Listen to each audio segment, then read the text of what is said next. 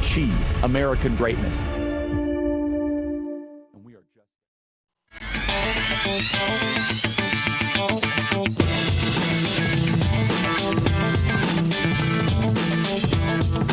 All right, folks, happy President's Day, which means the stock market was closed today, so we're not going to do any of the stock markets. But, you know, I was kind of a few extra minutes today thinking about the show.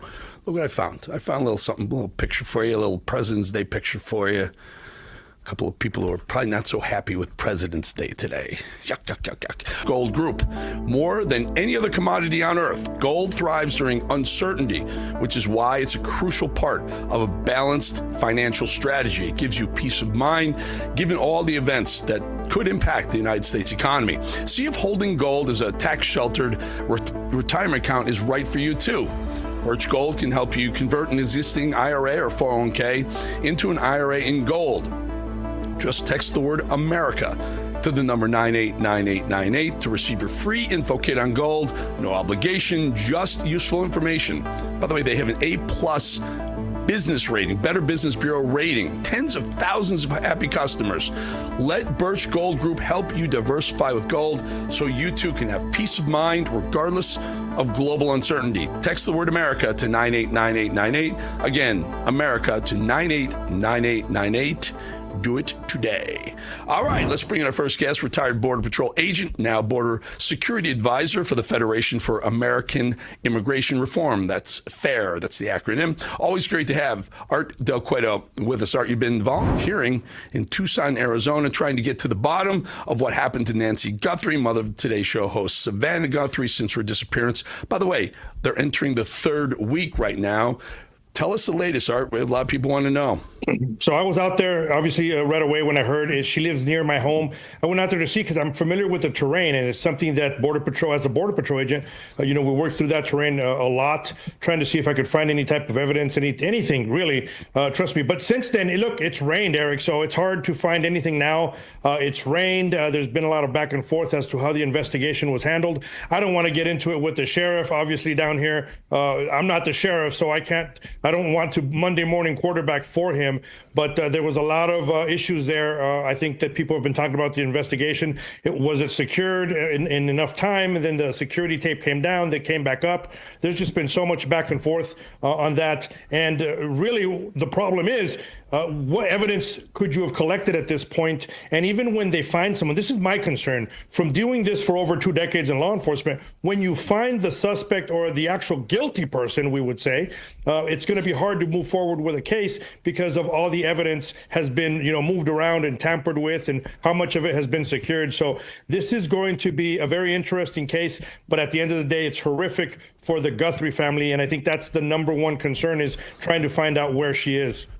Art, I don't mean to be insensitive about this. I mean, I truly hope they find her alive. I'm a little bit skeptical at this point. 2 weeks, she's a pacemaker, whatnot, needed drugs. But, it strikes me that close to Mexico, is there any indication, I don't know, I'm throwing it out there, that it could have been an illegal that has taken Nancy Guthrie?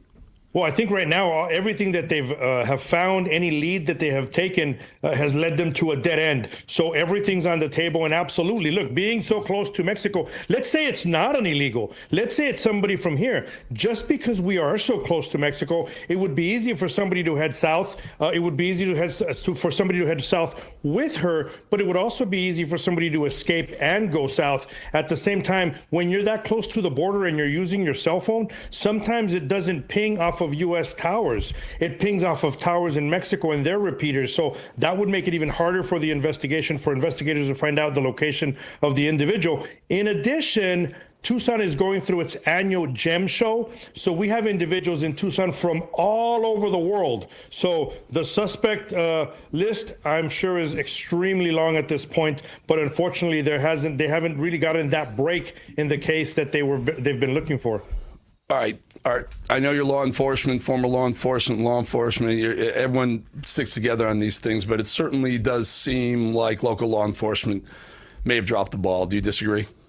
Look, I've been the very first one, even as a Border Patrol agent, to call out bad leadership. I hate to do it because I know there's a lot of deputies out there that do a fantastic job. But at this point, it looks to be a very difficult case. And let's just say I'm in a position where I would be sheriff. I probably would have handed off the lead to the FBI because obviously they have the resources, but they're more quick at getting this done. This is their bread and butter. At the same time, as if you're the sheriff of this area, you also have to worry because you still have to handle all the other 911 calls and everything else that happens at the same time. So we're going to have to wait and see. I know the FBI is on the case helping. I'm not so sure. They've gone back and forth as to who's the lead, who's not the lead. But we're just going to have to wait and see. So dumb question, Art. Why doesn't? Okay, I know one jurisdiction has to take the lead, but right. Why can't they work together a little bit better? I was under the understanding that locals, the Tucson local sheriff's office said, FBI, we got this. Why would they turn away if they didn't turn away the help? Why wouldn't they just embrace them and work together? I mean, who cares who's the lead? Let's find Nancy Guthrie or find out who perpetrated this crime. Honestly, I wish I could tell you a straight answer. I don't know what's happening behind closed doors, what their back and forth is. I really hope that egos aren't getting in the way or politics and political parties aren't getting in the way. But at this point, look, we're hearing a lot of squabble. And when you hear that much squabble, you have to start digging further deep and finding out what's going on. Everyone's been tight-lipped because, honestly, the professionalism of the FBI, the professionalism of the detectives that are working within the sheriff's department right now, their sole purpose is to try to break this case and find Nancy Guthrie. But look, I think there's going to be a lot of questions after this is done. To be honest, that there's going to be a lot of people in higher up positions that are probably going to have to start answering. I'm no law enforcement person, not trained in it, but I would tell you that it would strike me that local law enforcement might be really good at finding out who perpetrated the crime, and FBI might be really good at finding out what the motives were for maybe, I don't know, a family member or someone who knows a family member. Why are these people, you're right, Gard, it almost feels like the egos are getting in the middle of it. And can't the FBI come in and say, step aside, we're federals here. And by the way, Trump today said, if Nancy Guthrie is found dead, whoever perpetrated this, we're going to throw the death penalty at him. Right. He's kind of superseding the state. So go ahead. Yeah, no, you're absolutely right. But at the same time, look, it's his county. He said it. Hey, he's the sheriff. He's running the show. So we're going to have to wait and see. But I mean, it's horrible because all this back and forth that we keep hearing is happening, but no one's admitting that it's happening, right? So we're throwing it in the wind. Is it or is it not true? I've always come from the realization that where there's smoke, there's probably some fire. But at the end, I'm hopeful, and I wish that moving forward, they continue to work together, and that whoever is the expert in certain areas takes the lead in those areas. At the end, we're all law enforcement, right? We want to solve the crime, but unfortunately right now, every single avenue that they've taken leads them to a dead end. So I watch a lot of television. I really am. Listen, I want her to be returned healthy and safe and all that. But I'm getting bombarded with this coverage to the point where there are people on TV just making random speculative things. Which at this point, this is the 15th day. They have nothing else to talk about, really. A glove, that's it, whatever. You can do this, Art. You're a pro. What are the signs? Where do they lead Art Del Cueto as who this most likely perp could be?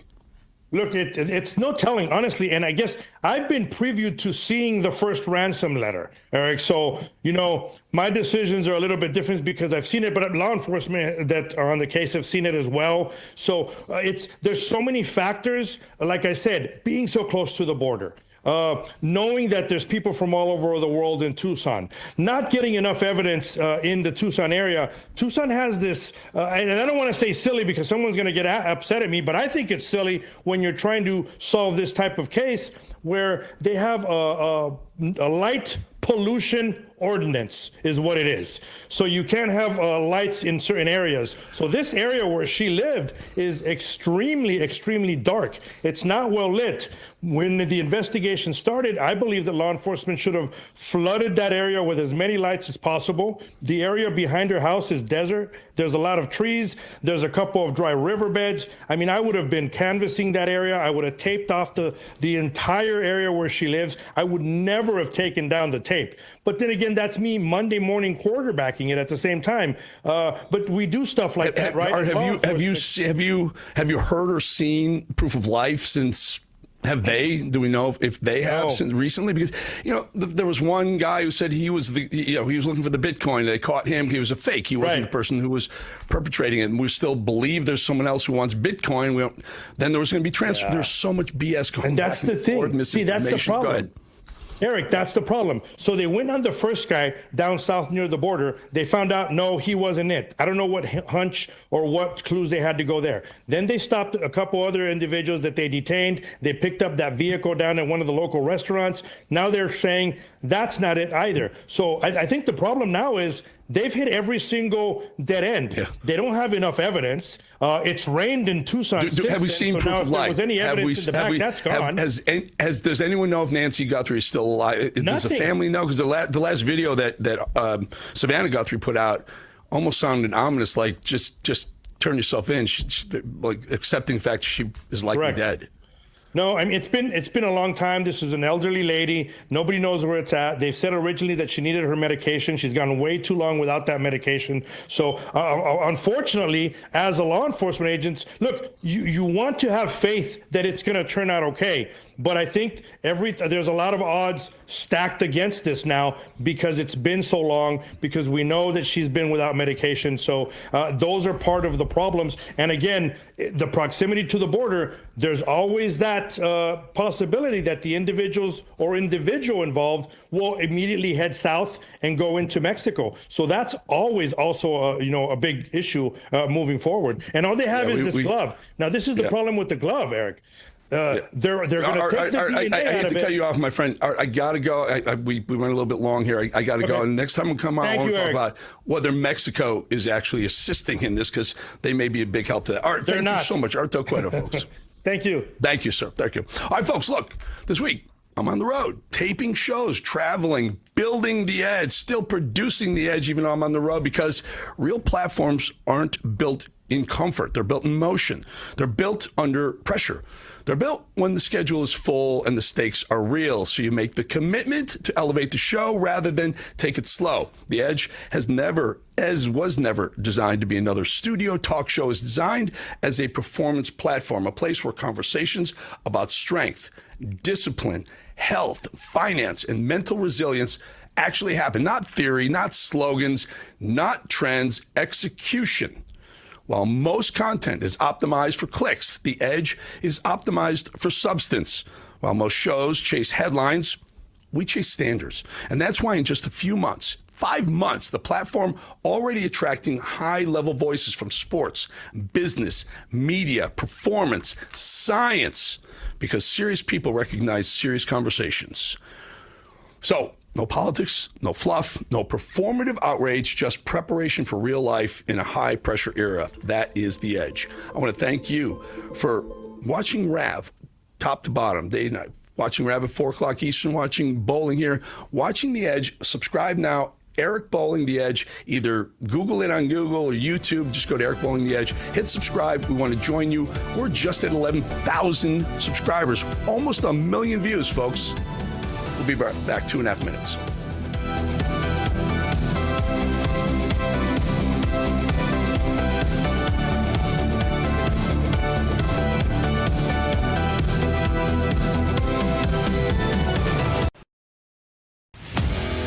At Real America's Voice, we know that you want to be a part of something bigger.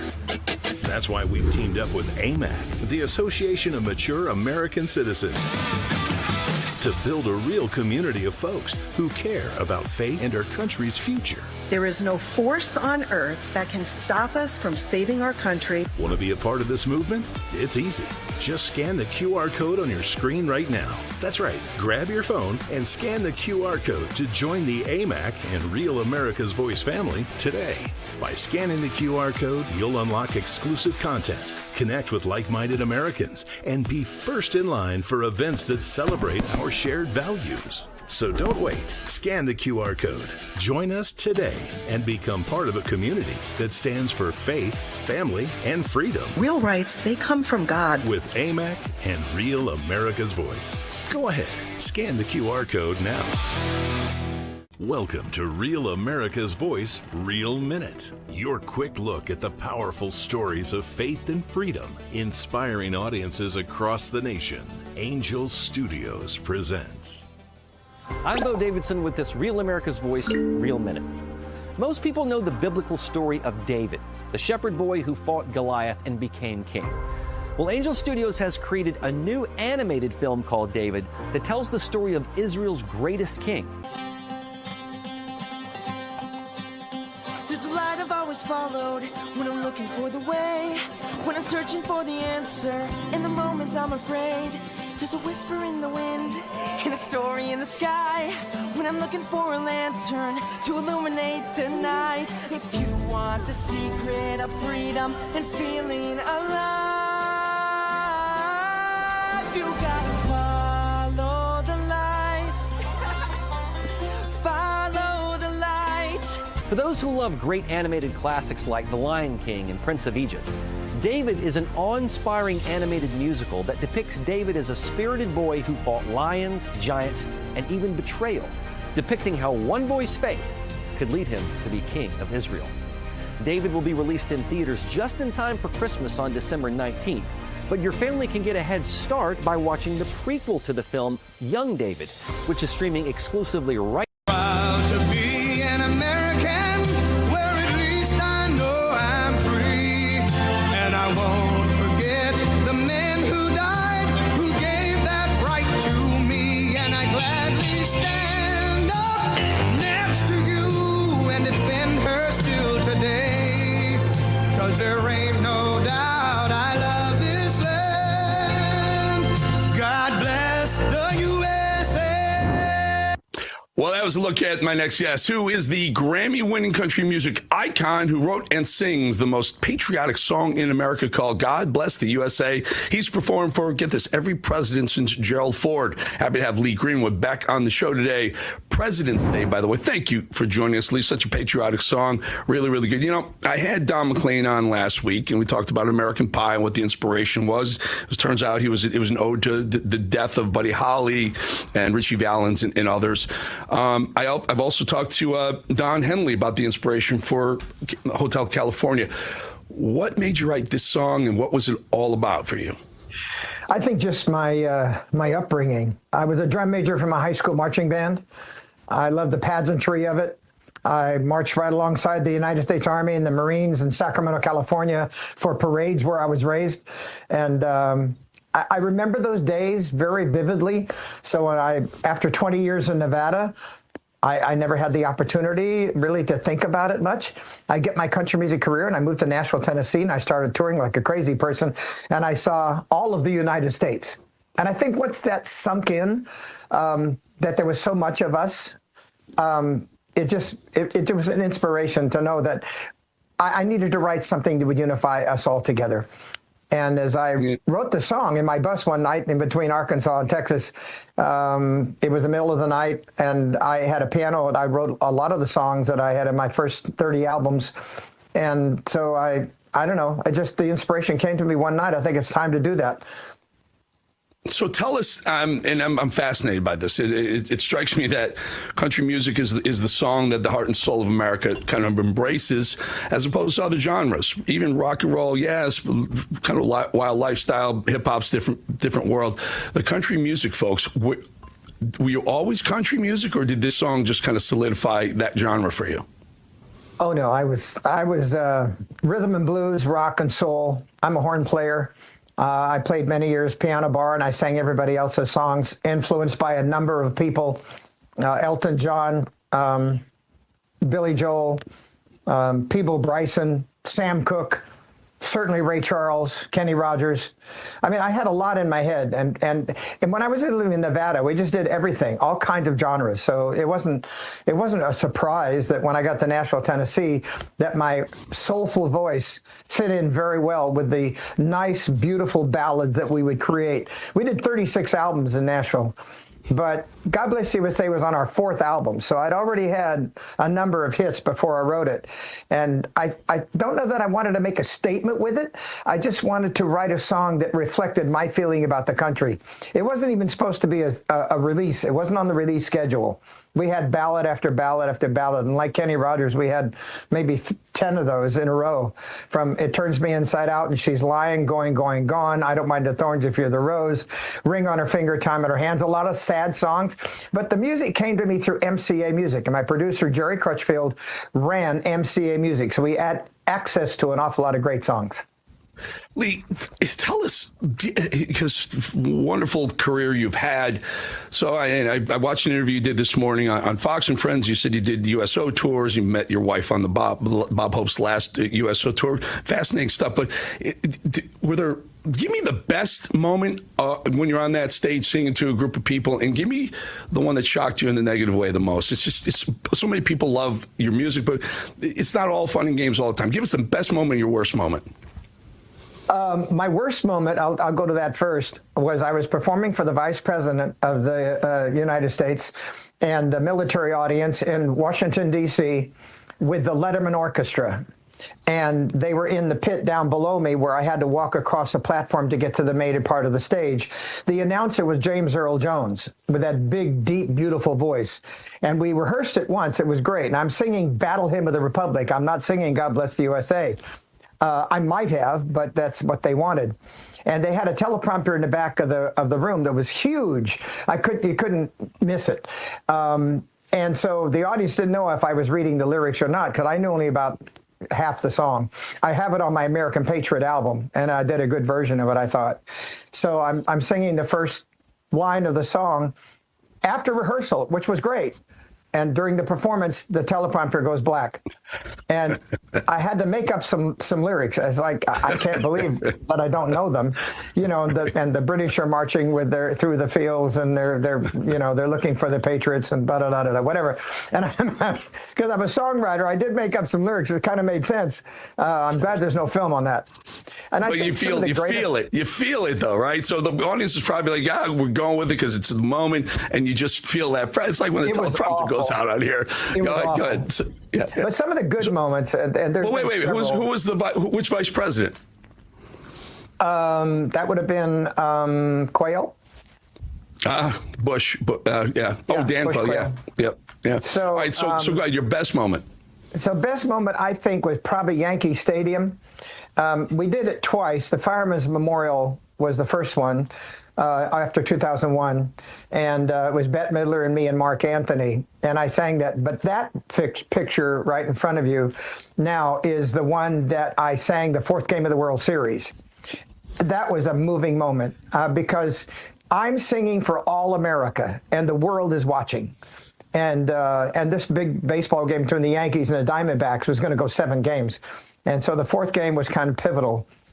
It was the moment that I think I let the world know how much I loved my country. And I wore that red, white, and blue jacket, which there was a lot of controversy about. You shouldn't wear the nation's colors.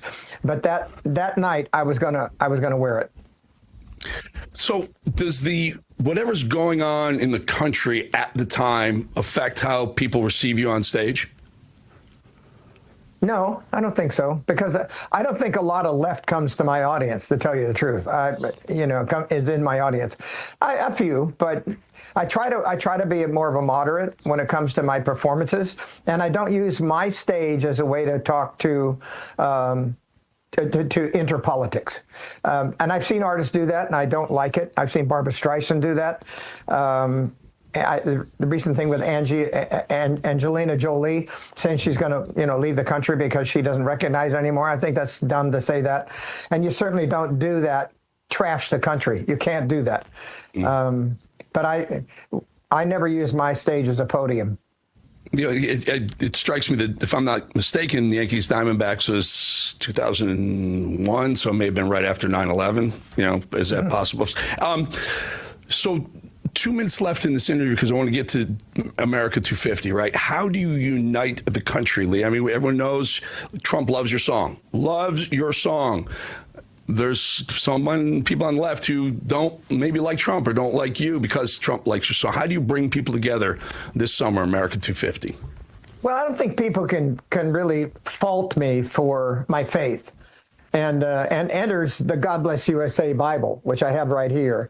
And it's a great Easter gift if people want it. GodBlessUSABible.com would be where you can get it. And in the Bible is the back pages have the Constitution, Declaration of Independence, the Bill of Rights, and the Pledge of Allegiance, and my own handwritten version of God Bless USA, hence the title on the front of the cover. But this is a very important document holding book with the King James Version of the Bible. It expresses my feeling more for the beginning of our country and how we should not forget how we got started.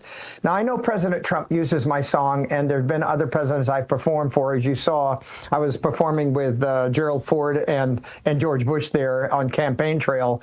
And I've sang for 10 different presidents. But in order to the rest of the country to know that I stand as a patriot, not as a politician, it's important for me to have them know that I'm a patriot first, and a conservative second, and a Christian, of course. And that's why that picture there features all 5 presidents sitting in front of my wife, Kim, and I. What before we go, what does Trump have and America 250 group have in store for Lee Greenwood this summer? Well, I'm going to be with him on July 4th. I have several events that week, and I don't know his complete agenda, but wherever he wants me to sing, I'm sure there'll be more than one moment. We've been told that I'll be on the mall with him July 4th, and then beyond that, there'll be other events, I'm sure. So just, it's important for me to be with him, and I want to. There you go. We're going to leave it right there. Lee Greenwood, looking forward to all the festivities this summer. Lee, really good having you on. Again, folks, that Bible, I've got a couple of those Bibles. In fact, they're fantastic. 1 or 2 of them signed by Lee himself. Thank you so much for your time, Lee. Thanks, Eric, very much. Have a great day. You too, sir. We'll see you again. Thank you. All right, folks, we'll be right back.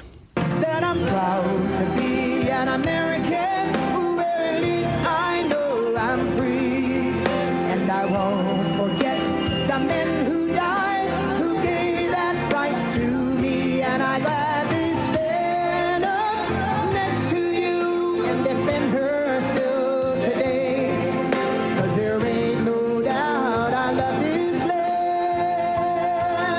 God bless the USA.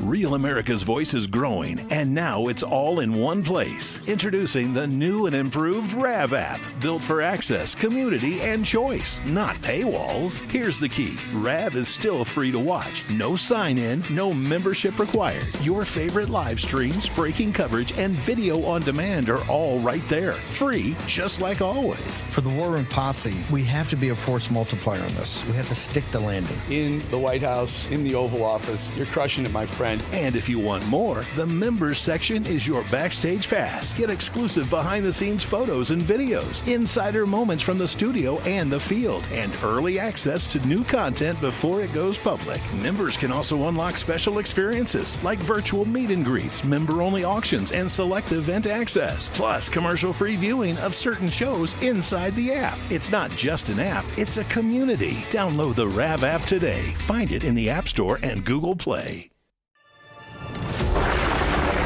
Through every storm, every moment of uncertainty, everybody needs to pray for Charlie Kirk right now. RAV has stood strong.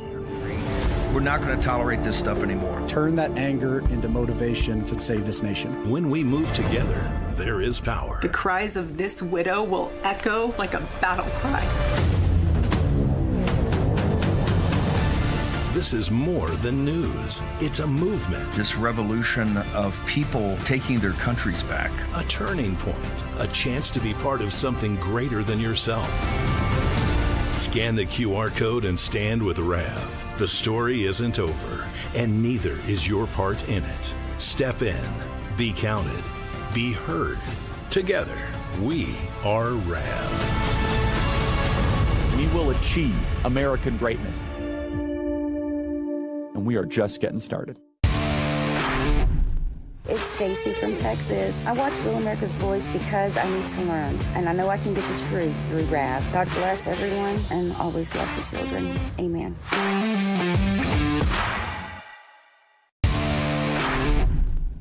Hi, this is Kelly Renee from Northern California Hills, MAGA country. The reason I watch Real America's Voice is for the faith, the family, and the freedom. Giddy up.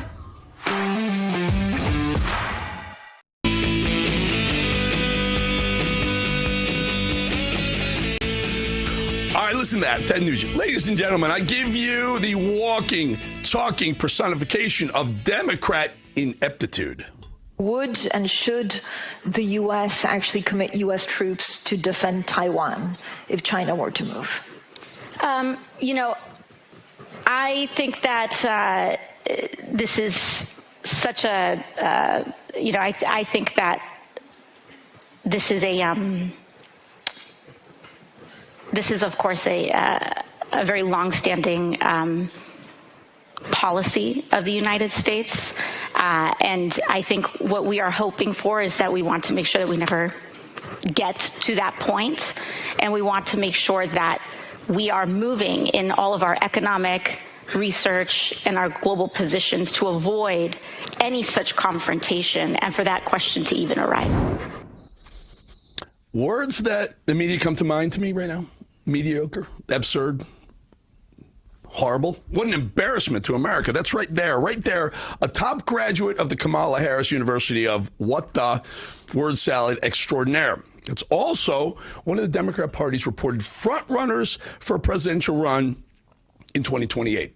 Boy, do we hope it happens. Man, do we hope she's the nominee, because AOC is also the walking, talking personification of the reason for a Republican win for the White House in 2028. Democrats went to Munich for this year's security conference and made absolute clowns of themselves on foreign soil, on the world stage, so to speak. AOC, Hillary Clinton, Gavin Newsom, some of the elite who's who of American political failures. And after Secretary of State Marco Rubio gave the speech of a lifetime in Munich. And this is why we do not want our allies to be weak, because that makes us weaker. We want allies who can defend themselves so that no adversary will ever be tempted to test our collective strength. This is why we do not want our allies to be shackled by guilt and shame.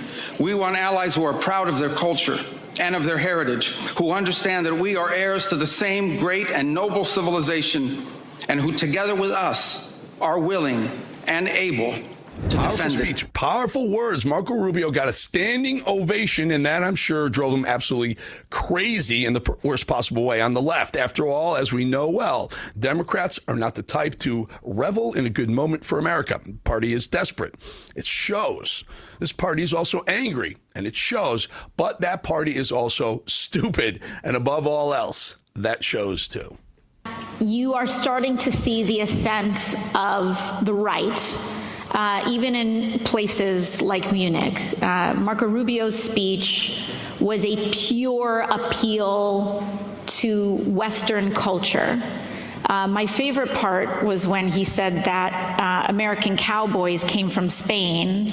I thought they came from Winnetou, but I believe the Mexicans and descendants of African enslaved peoples would like to have a word. Did you catch that? Western culture, air quotes. You see that? These Marxists absolutely hate Western culture and won't stop until they've destroyed it. Also, AOC, Spain introduced horses and the Spanish language to Mexico, so no word necessary. But please, go on. They want to take this mantle of culture. At the end of the day, though, it is very thin. And so the response that we have to have is, again, it's material, it's class-based, it's common interest. There was certainly more openness to what I was saying than probably there would be in years past. We can't underestimate the appeal of going back to these well-worn grooves. A lot of what we talk about when we talk about a class-based internationalist perspective also means ending the hypocrisy towards the global South. Well, let's just kind of break through a little of that jargon she uttered right there, that clearly one of her little Marxist minions who graduated with a degree in basket weaving and gender studies wrote for her, and she likely memorized it to sound intelligent. Class-based internationalism, by the way, folks, is communism. So an American congresswoman went to Europe on European soil just 2.5 decades after the fall of the Berlin Wall and called for more communism. You know, the ideology that has been responsible for the deaths of more than 100 million people around the world. 100 million people. Communism, starvation, strife, war. You know, at first we all wondered what the hell AOC was even doing there, but now we're thrilled that she exposed herself to the whole world for what she truly is. Clueless, uneducated, and a total embarrassment to Congress. I'll say that while the commitment of this party to label federal officers as Nazis is crazy, nothing is as wild as going to Germany to spread that particular message. But I want to remember all those images of masked men, the secret police, something familiar in Germany. Those first images came out of my state, the second largest city in the United States of America. We saw 4,000 National Guard federalized. First time, we'd never seen anything like this. And 700 active duty Marines sent not overseas, but to the second largest city in the United States of America, militarizing the streets of my city. Masked men showing up, unaccountable, no IDs. Smearing the people, the men and women who protect America, that's one thing. But doing it abroad on a stage, an international stage, quite another. This guy actually wants to be the leader of the free world, the head of our armed forces, really. And by the way, the woman who tried not once, but twice, maybe even 3 times to become the holder of the nuclear codes created more than enough cringeworthy moments. But Hillary Clinton just can't help herself. First, Hill Shady decides to bring a man dressed as a woman out to discuss women's rights. Thank you so much for those incredibly kind words. It's an honor to be here with you, Secretary Clinton. It's an honor to be here with another trailblazer, Speaker Emerita Nancy Pelosi. And of course, it's an honor to be here with my fellow panelists. And the mayor of Boston, Michelle Wu, as well. Once politicians start naming other politicians in a room, it never stops. Boy, that was some list. Some of the worst dregs in American government. Nancy Pelosi, Boston Mayor Michelle Wu, who values the right of illegals above actual citizens. What a great lineup for American haters. And then Sarah McBride, get this, a congressman pretending to be a woman, makes completely false claims about our country. There is no question in the United States that after decades of historic progress on gender equality writ large, and specifically more recently on LGBTQ rights, that we are facing, as you mentioned, a well-organized, well-funded, right-wing regressive movement. Bringing out a mentally ill man to discuss women's rights sounds very Hillary Clinton to me, although Hillary had a brief, tiny sliver of a moment of common sense. I think we need to call it for what it is. Secretary There is a legitimate reason to have a debate about things like migration. It went too far, it's been disruptive and destabilizing, and it needs to be fixed in a humane way with secure borders that don't torture and kill people. Well, the point, the yelling, is there anything good about this woman? Even when she's making even the slightest bit of sense, she still comes across as just angry and evil all the time, most condescending and most destructive politicians in the history of America. But even the Europeans aren't falling for a little moment of clarity. In one of the most joyous moments coming out of Munich, Hillary got called out for being the Trump-obsessed clown that she is. He has betrayed the West. He's betrayed human values. He's betrayed the NATO Charter, the Atlantic Charter, the Universal Declaration of Human Rights. A lot of what has been done before to try to make sense of how difficult it is to restrain people who want unaccountable power. And none of us in this room, including all of us on this panel, would choose to live under a regime that was so unaccountable that it could act with impunity the way that Putin does, except that's who Trump is modeling himself. Well, first, I think you really don't like him. You know, that is absolutely true, but I really, not only do I not like him, I don't like him because of what he's doing to the United States and the world. And that European guy went on to explain why it's just Trump derangement syndrome that Hillary's suffering from. Hard to listen to, isn't it? She can't stand that she lost to someone so much better who's actually doing a good job for the country. So venomous, yelling, finger pointing. But what was the Czech foreign minister who called her out, by the way? And then he took it one step further. Watch. This is something I don't really like, that every day, every time I hear labeling someone as fascist or Nazist or whatever, I think we should calm down, because this is dividing the society. We are maybe you are smart people. I'm not as smart as you, but so we should try to learn to talk to each other again, because this is something that went too far. She can't stand it, sitting there seething because hate, venom, and violence is all they know on the left, and now the world can see it. And listen, I really want to thank AOC for making that trek over to Germany. Now the world knows exactly who AOC is. And now the world knows that the people who repeatedly refer to President Trump and his followers as Nazis and fascists can understand the sources. Comes from desperation, from power-hungry, useful idiots. We already knew this here in America. We see it every single day. We bring it out on this show every day. And yet we wonder how on earth these people were ever elected to high office. Gavin Newsom, Hillary Clinton, AOC. Now, guess what, world? You see what we got to deal with. We'll be back 2.5 minutes. Real America's Voice is growing, and now it's all in one place. Introducing the new and improved RAV app, built for access, community, and choice, not paywalls. Here's the key. RAV is still free to watch. No sign-in, no membership required. Your favorite live streams, breaking coverage, and video on demand are all right there. Free, just like always. For the War Room Posse, we have to be a force multiplier on this. We have to stick the landing. In the White House, in the Oval Office, you're crushing it, my friend. And if you want more, the members section is your backstage pass. Get exclusive behind-the-scenes photos and videos, insider moments from the studio and the field, and early access to new content before it goes public. Members can also unlock special experiences like virtual meet and greets, member-only auctions, and select event access, plus commercial-free viewing of certain shows inside the app. It's not just an app, it's a community. Download the RAV app today. Find it in the App Store and Google Play. Through every storm, every moment of uncertainty, everybody needs to pray for Charlie Kirk right now. RAV has stood strong. We're not going to tolerate this stuff anymore. Turn that anger into motivation to save this nation. When we move together, there is power. The cries of this widow will echo like a battle cry.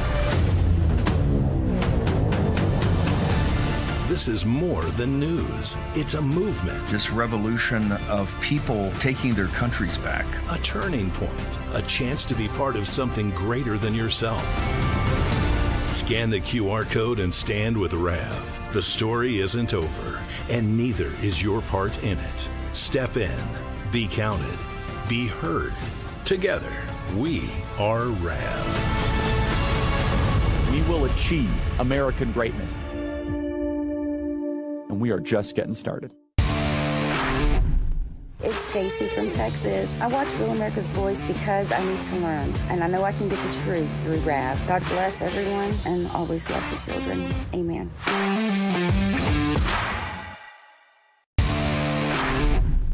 Hi, this is Kelly Renee from Northern California Hills, MAGA country. The reason I watch Real America's Voice is for the faith, the family, and the freedom. Giddy up!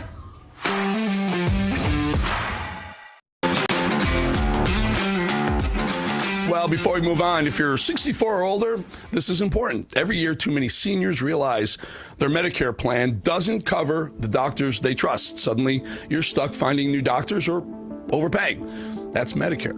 You can spend hours researching, doing everything right, and still end up on a plan that costs you thousands more than you should be paying. That's why you should check out Chapter. Chapter is the only national advisor that compares every Medicare plan. On average, they save people, on average, folks, $1,100 a year. One caller named Jill said her Chapter advisor showed her options she didn't even see on Medicare's own website. That's how broken the Medicare system is. Chapter is a free resource for my audience and can review all of your options in under 20 minutes, and it's free. If you're on Medicare or will be soon, call our friends at 814-CHAPTER. That's 814-CHAPTER. It's help you can and should use, and you can trust them. All right, divider-in-chief, deporter-in-chief, the president who seemed to hate the country he was supposed to lead so much that he looked to destroy and deflect and destroy the man elected after it. Well, it was Obama who spearheaded that Russian interference hoax. Racism was fading away when he came into office, but Obama brought it back with force right to the forefront. Barack Obama really thinks Americans don't see just how destructive a president he actually was, how he destroyed race relations in this country. And somehow Obama has the nerve to say this. The other side does the mean, angry, demagoguery, exclusive, us, them, divisive politics. That's their home court. Yeah. Our court is coming together. That's divisive, right? Their team, our team. Whenever Obama speaks, by the way, just assume it's a lie. Like when he claims that Democrats could ever make themselves more appealing to voters by somehow pretending that they're not at the highest levels of self-righteousness, ivory tower elitists, virtue signaling Marxists in our nation's entire history, limousine liberals. There was a virtue signaling that made it seem as if ordinary folks, if they did not say things in exactly the right way or meet this litmus test, that they were being chastised. If you want to create an environment that is welcoming and makes people feel, okay, there's room for me here, then the message and the story we tell has to be, all right, none of us are perfect. Maybe he does have a point, though, right? The left did come together to celebrate Charlie Kirk's murder. The left did come together to incite violence against all ICE officers and agents. In fact, all Republicans, for that matter. The left did come together to call our president and anyone who supports Donald Trump a fascist and a Nazi. All right. It's really quite something when you think about it. We watch Democrats and the media, and they defend and protect Joe Biden as he fell down. Remember that? Wandered around lost, calling out dead people in the audience. The guy was visibly, obviously mentally compromised. And that's putting it lightly. But I'm still confused, as I know we all are, who's being held accountable for lying to the American people about their president's obvious slip into dementia. Well, they're writing books about it now, profiting off their crimes and, in the case of government officials, their treason, to the point where even a guy who has eyes on the White House admits that Democrats are trying to distance themselves from Biden as they forge ahead. Frankly, it's been a little upsetting to me in how quick my Democratic colleagues and not my consultants, but other pundits and consultants of the party say, well, we just let's stop looking in the rearview mirror talking about Biden, except so much of what we're talking about is in the rearview mirror, though we began more contemporary terms with Trump. But I do want to reflect. There's not a lot of distance. And you obviously, you've noted your own subjectivity as it relates to your relationship with President Biden. And I have my subjectivity that I wear on my sleeve. I openly advocate for his policy successes and his character. Yeah, well, his character, are we talking about the same guy here? The one who plagiarized, lied over and over again, pardoned his whole family, and corruptionists like Anthony Fauci and Adam Schiff, pardon those folks. Someone woke Nancy Pelosi up, by the way, from her, martini-fueled slumber and sent her over to the folks over at MS Now, still MSDNC and always will be, and told her to repeat the same line about the same act, the SAVE Act, despite the fact that a majority of American voters support voter ID, even minorities. We have legislation, and we're going to fight him on the SAVE Act for the voter ID. It's just not right. And there are many Republicans in the country who know it's not right because it's inconvenient for them as well as it is for married women in the country. You don't have your birth name on your voter file. That's a problem. Well, we need no need to go into all of the problems with it, except to say it's a problem. We're dealing with it. Was that a 3 martini lunch there, Nance? All right, this next video may sound like it's coming from Afghanistan, Iran, or maybe even Minneapolis, but this is actually a Muslim call to prayer right in the heart of the Big Apple.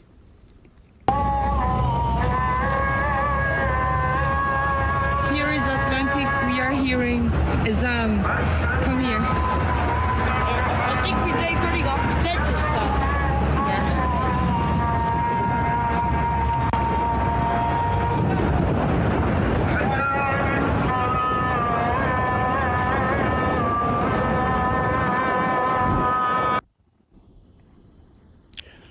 Wow, I lived there 30 years. They're doing Muslim prayers out in the open now. Congratulations, New York City. You voted for Sharia law, and that's what you're about to get. I know it's probably hard to believe, but Al Gore is still out there pretending there's a climate crisis. Nearly 17 years ago, Gore was out there fear-mongering like he had some sort of scientific clue. There is a 75% chance that the entire North Polar ice cap during some of the summer months could be completely ice-free within the next 5 to 7 years. Yeah, except none of that happened. None of what Al Gore had to say about climate change or the government actually became a reality, but they gave him the Nobel Peace Prize anyway, Nobel Prize. And yet, they're still letting him spout nonsense. It's certainly true that this climate crisis is continuing to get much worse, much faster than we are deploying the solutions. Yeah. Recently, Mother Nature is staging an intervention. This past summer has made it obvious to most everyone that this crisis... Come on, we'll come out of that. It's literally giving me a headache.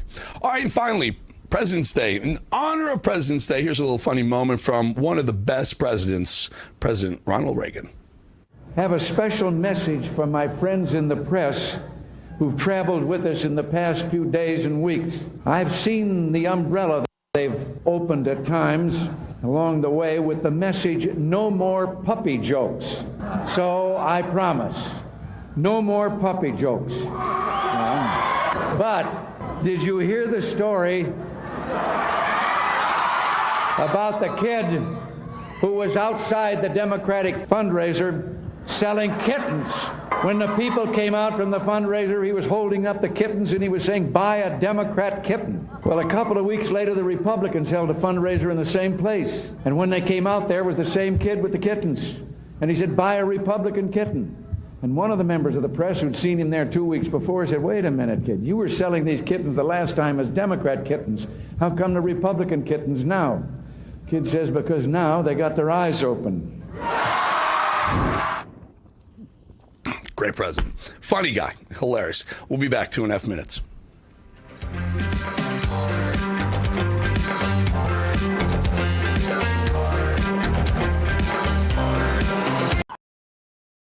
Real America's Voice is growing, and now it's all in one place. Introducing the new and improved RAV app, built for access, community, and choice, not paywalls. Here's the key. RAV is still free to watch. No sign-in, no membership required. Your favorite live streams, breaking coverage, and video on demand are all right there. Free, just like always. For the War Room Posse, we have to be a force multiplier on this. We have to stick the landing. In the White House, in the Oval Office, you're crushing it, my friend. And if you want more, the members section is your backstage pass. Get exclusive behind-the-scenes photos and videos, insider moments from the studio and the field, and early access to new content before it goes public. Members can also unlock special experiences like virtual meet and greets, member-only auctions, and select event access, plus commercial-free viewing of certain shows inside the app. It's not just an app, it's a community. Download the RAV app today. Find it in the App Store and Google Play.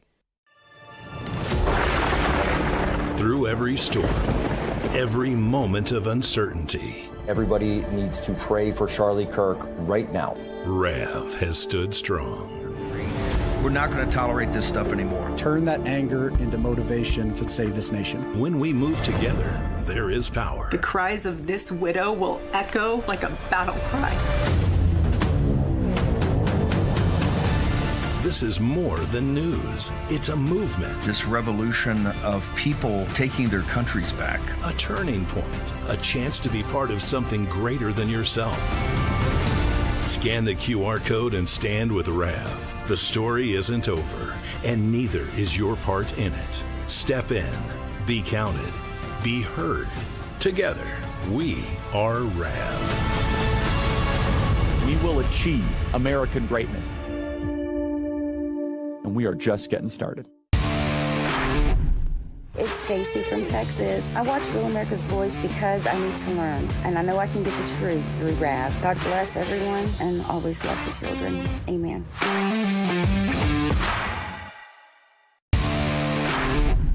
Hi, this is Kelly Renee from Northern California Hills, MAGA country. The reason I watch Real America's Voice is for the faith, the family, and the freedom. Giddy up!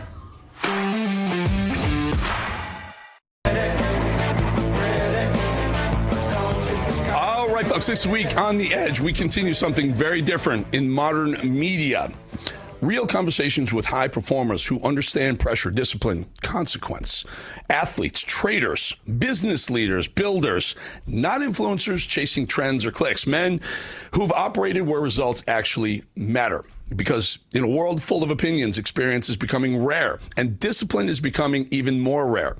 The Edge is built around one core idea: preparation over noise. We talk longevity instead of quick fixes, standards instead of excuses, execution instead of motivation speeches.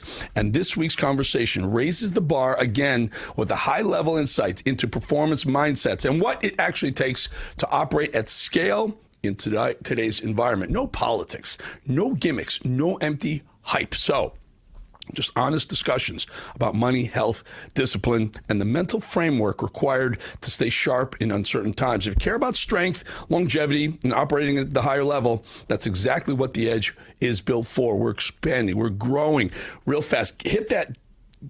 Take your phone, aim it right at that QR code, hit the yellow line, you will subscribe. I want you part of that. I want to say thank you for watching The Edge every day. I want to say thank you for watching Bowling at 4 o'clock on Rav every day. Rav every day. Thank you for watching Bowling on Rav every day, and thank you for subscribing to The Edge. Do it. You're going to grow, and you're going to be part of it. All right, we know we love your voicemails. Mad Dog, you got some voicemails for us? I do. This is viewers' thoughts on care. Hey, this is Wes Woodson from Chesapeake, Virginia. I'm trying to find out why CARE out in Texas is still operating. Why are they still getting money? I think they're like a terrorist organization. They're still getting taxpayers' money and starting all these problems. They need to quit sending these people money. You guys are financing our own demise. Once somebody knows they're financing their own demise, they'll usually quit doing it. But I don't think we've learned. Barack Obama started it. Joe Biden tried to finish it. Talk to you later. Keep up the good work. Bye. Thank you, Mr. Texas. Mad Dog, it's CAIR, Council for American Islamic Relations, and they, by the way, are co-conspirator to unindicted co-conspirator to 9/11. Not sure why they're still allowed to operate. No idea. Another one? Yes, sir. This is viewers' plans on buying more guns. My name's Hank. I'm from Sioux City, Iowa. I like your haircut. Anyway, I see your number on here, and I watch you guys every day. So anyway, I don't have much to say. I'm going to I got a couple guns, but I just told my neighbor today I need something with a little bit more power in case he will start coming around where I live at. And I don't think they'll come right into Sioux City. We got a pretty good police department and all that, but I'm not going to take it. I'm not going to sit around. I want a good gun here in case I need it. But anyway, have a good day. Glad to see you on TV. Keep up the good work. Thank you. Bye-bye. Thank you, Hank, from Sioux City. And yes, sir, Second Amendment, most important amendment. You don't have the First Amendment without the Second Amendment, right? It's also not only just to protect your own home, protect you against a tyrannical government, which could be happening. Quick one, Matt, you got a short one? Yes, sir, here it is. Hey, Eric, I want to know how in the heck a lawyer or a judge can legislate a case or be involved in legislation in men and women's sports if they don't know what a man or a woman is. Yeah, this is a great question. Ketanji Brown Jackson, Supreme, not just a judge, like a high bench judge. And by the way, a judge for life. And when she was asked what a woman is, she couldn't answer it. You know, it's of course she can answer it. She just didn't want to have to answer it, be on record, was when she has her stupid opinions about protecting transformative gender crap that goes on with young people. She wanted to be able to defend it when she knows very well there are only two genders. Two genders, man and woman. By the way, when that Czech guy was ripping Hillary, he told her, hey, Hillary, there's only two genders, a man and a woman. You should see her face. I would love to pull that soundbite maybe tomorrow. She was so annoyed that the guy called her out on only being two genders. That's all there are, folks. Men can't get pregnant. They're men and women. And